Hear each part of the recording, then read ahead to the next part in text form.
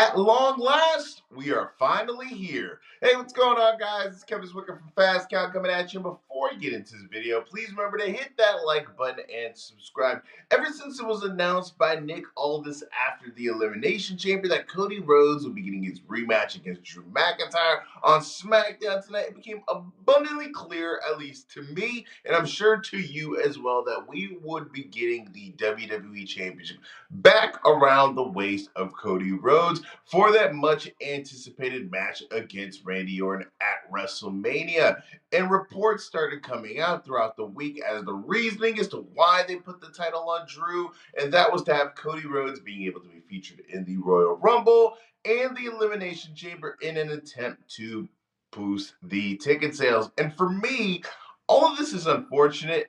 I think for the most part, when we just look at the grand scheme of things, Randy Orton versus Cody Rhodes is the biggest non-Roman Reigns or Rock match that we could have Cody Rhodes involved with. But it feels kind of sad because it's like, man, the guy who continues to be shafted in this dynamic is Drew McIntyre. This is a guy who has, for the last probably 2 years, ever since he's re-signed with the WWE, where we saw that big, show that they put on with him receiving the contract extension offer from The Rock. It felt as if this was going to be the time for Drew McIntyre to really put his name in the hat of the main event scene with guys including CM Punk, Roman Reigns, Cody Rhodes, Brock Lesnar, the guys who are in the creme de la creme of the main event scene. And him and LA Knight are two guys, and I'm not going to really say that Drew McIntyre is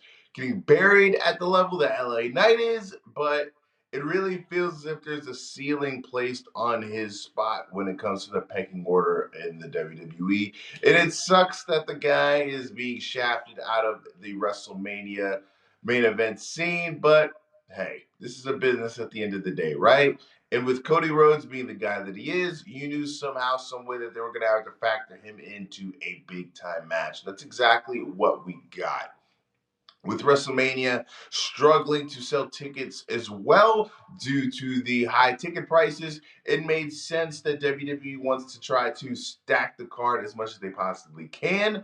And it's kind of interesting when you look at the two biggest matches that they've announced so far, right? Roman Reigns versus CM Punk, and now Randy Orton versus Cody Rhodes. If you look at the bigger picture, this is probably the safest route that WWE could possibly go with heading into WrestleMania. These are all names that are well established when it comes to the main event scene. These are guys who have all main events in multiple WrestleManias, and it's just kind of like, man, just me. I've wanted them to kind of mix up the main event scene for a while, especially now when you got guys like Obafemi and Trick Williams who are really hitting the road hard and coming out like gangbusters ever since they have made their debut on the main roster from NXT. I know it's a little bit too soon for those guys, but you know that sooner rather than later, they're going to make their presence known when it comes to competing for the championships and being at the main event scene of the card. And tonight, where we saw Jacob Fatu be involved in the main event of this match and being a deciding factor of the result, it looks as if we're going with the Fatu versus Drew McIntyre route at WrestleMania. And come WrestleMania time, when we see Cody Rhodes versus Randy Orton, I'm thinking we're going to go with Randy picking up the title. I know that would be another round of hot potato when it comes to Cody Rhodes and the championship. But to be honest, we've been there, done that with Cody Rhodes as this long-term champion. And I know Randy Orton has been, a 14-time champion, looking to become a 15-time champion, I believe.